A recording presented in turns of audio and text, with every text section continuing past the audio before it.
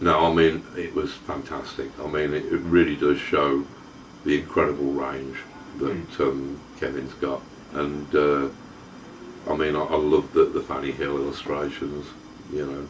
That was kind of like Kevin's take on Bayros, you know, sort of. Yeah, I mean, we had a lot of fun, both of us, on the Black Dossier. It gave us a chance to really to show off what the concept of the League could do and what we could do with it as creators. I mean, a bit unfortunate some of the trials and tribulations that have been visited upon the Black Dossier, but you know. Well, I mean, I wouldn't want to suggest that maybe you did some of those on purpose just to make it difficult for DC. No, we didn't do anything. Right, it was sort of, I mean, like DC's legal department had cleared it all last summer. They said it was how all inept fine. they are, obviously. Yeah, well, I mean, they'd already kind of, they had done things to just irritate us because they don't like us since we're going to be published by somebody else who will treat us more fairly. Yeah. But they cleared it for publication last summer, and then it turns out that a sweaty third-rate Hollywood movie producer of our former acquaintance, who both of us had previously told never to call us again, because we thought that he was human sewage, basically, you know, and we'd expressed that opinion and told him never to contact us. Apparently in a bit of pique or spite, because Hollywood producers really aren't used to being spoken to like that, you know. It was him, apparently, who had gone in and threatened DC, who are, when it comes to dealing with sweaty third-rate Hollywood movie producers, they are particularly spineless. Well, I mean, considering that DC is part of the conglomerate time of the Warner thing, you know, I mean, yeah, so they'd rolled over, and that's what led to all of the messing about and the fact that the Black Dossier is not officially available in England or Canada. Yeah, and you can't buy it upstairs for $12.99. You certainly can't. No, that would be wrong. That would be wrong. It seems quite obvious to say, since we're discussing Lost Girls, that sex is an important theme in your work. I mean, particularly more so than other comic book writers, which seems absurd since there's so much sexual tension in books about people in spandex beating each other up. But, ignoring that. A question that I asked you a year ago that I managed to fluff, I'll try and word it a bit better this time, was, for example, in Swamp Thing, when the character goes into space, you use the different alien planets as metaphors for different versions of sexual experience. Like the Blue Planet is a very masturbatory experience. His encounter with a kind of techno-organic asteroid is all about obsessional relationships. Yeah. His landing on Ran, I mean, he literally impregnates the entire planet. Yeah, I mean, like that. I hadn't actually the final one of those. I hadn't actually meant that one to be particularly sexual. Although, yes, I suppose, yes, yeah. I can see it now. You don't often realise these things at the time.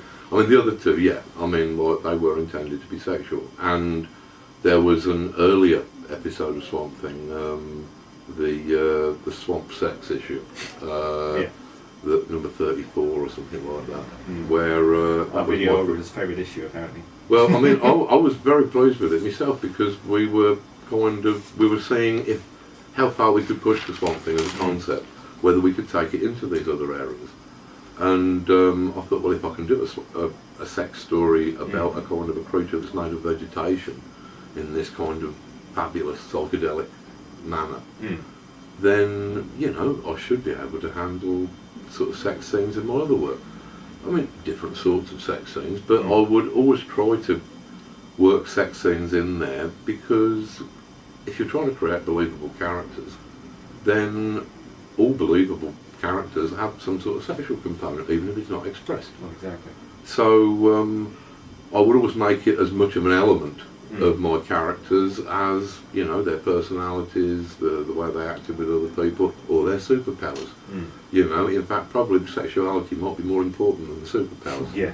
You know, so this was something that I kind of carried on throughout my early career in Marvel Man, in various other works. And it started to occur to me that it might be possible to do an extended narrative about sex that didn't involve a bog monster or a superpowered being from another world. Yeah. You know, radical, I know, but and that was kind of, you know, could I just talk about sex? And also, could I talk about it without resorting to making it a joke or a horror story? Notice that when sex is dealt with in comics, it's generally made to be an element of a horror story, a humour story. Nothing wrong with those things, but they're not... Well, ironically, the first time you brought out a comic that was particularly controversial was that issue of Swamp Thing where Abby is suffering from post-traumatic stress and sort of wanders around naked, scrubbing herself with various kitchen implements. Yeah, they only gave me 2 days to write that one, and that was the one where we lost the Comics Code sticker, so that turned out quite nicely. It's... it just seems that horror... It's easy to do a sexual horror story, because people have got strange, unexpressed feelings about sex. If you can connect up some horror motif like vampirism or something like that to it, you can make people feel uncomfortable. Or, like the route taken by the Alien movies, where everything looks like some sort of enormous cock of some variety or other, So that's fairly easy. And of course with humour. I mean, sort of some brilliant pieces by Robert Crumb, where, yes, they're full of sex, but it is presented in a humorous way, which actually, generally, when I think of sex, I'm not generally either laughing or screaming. It's not, I don't think most people's experience, it's just about itself. So what we wanted to do was a book where we didn't duck behind any other genres, where we just came at pornography full on and sort of treated that as a genre in itself and tried to work out what its conventions were and then tried to apply them in a different way. Pretty much the same as I'd done with superheroes and Watchmen. But here we were thinking, oh yeah, well, a lot of the stories, they're set in an isolated chateau or something like that, cut off from the rest of the world. That's good, we'll have this hotel, and there's lots of stories where people will tell their sexual histories while in the middle of some sort of sexual belt or other. That's a good little convention, we can use that. And so on, we just sort of built it up from there, really. But I mean, since we seem to live in an entertainment society where horror and violence is far more acceptable than sex, I think it's indicative, just looking at your comics, for example in Marvel Man or Miracle Man, whatever it was called at the time, the end of your trilogy is like absolutely horrific scenes of hell on earth, but the issue that caused controversy was when Liz Moran gives birth. What's that all about? I mean, I can remember that when I was originally talking about the birth issue of Miracle Man, and that was the editor at the time, that was at Warrior, and the editor at the time said, so what sort of angle would you be thinking of taking upon this childbirth? And I said, from the front, anatomically correct. Yeah, absolutely. And it's the way we all came into the world.